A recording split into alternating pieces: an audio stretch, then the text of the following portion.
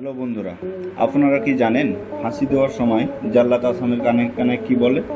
আপনি কি জানেন প্লেন ল্যান্ড করার সময় কেন প্লেনে থাকা লাইটগুলো উজ্জ্বলতা কমিয়ে দেওয়া হয়, বা কলার গাছ কিভাবে জন্ম নেয়? এসব প্রশ্নের উত্তর যদি আপনার না জানা থাকে সমস্যা নেই, কারণ উঠোন কাব্যের আজকের এই এপিসোডে আমরা দেখতে চলেছি কিছু ফ্যাক্ট, যা দেখলে আরও একবার বুঝতে পারবেন যে পৃথিবীটা কত বিস্ময়কর।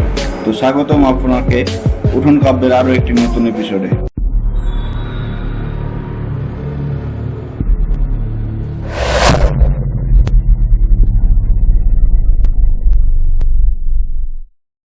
ফ্যাক্ট নাম্বার 1,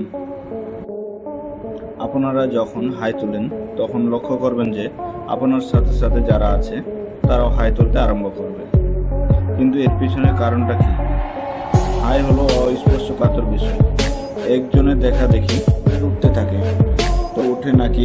কমেন্ট করে অবশ্যই জানাবেন। ফ্যাক্ট নম্বর 2, ল্যান্ডিংয়ের সময় প্লেনের লাইট কেন কমানো হয়? আপনারা কি জানেন প্লেন ল্যান্ড করার সময় প্লেনের লাইট কমিয়ে দেওয়া হয়? বন্ধুরা, আমরা যখন কম আলো থেকে আলোকিত স্থানে যাই তখন আমাদের আলো চোখে অ্যাডজাস্ট হতে কিছুটা সময় নেই। এটা তখনও হয় আমরা যখন আলো থেকে অন্ধকারে প্রবেশ করি। প্লেন ল্যান্ডিং এবং টেক আপ করার সময় যখন বিপজ্জনক মুহূর্ত সৃষ্টি হয় তখন ইমার্জেন্সি লাইট জ্বলে ওঠে, আর যাত্রীরা যাতে করে কম সময়ের মধ্যে এই লাইট তাদের চোখের মধ্যে অ্যাডজাস্ট করতে পারে, তাই প্লেন টেক অফ ও ল্যান্ডিং করার সময় লাইটের উজ্জ্বলতা কমিয়ে দেওয়া হয়। ফ্যাক্ট নম্বর 3,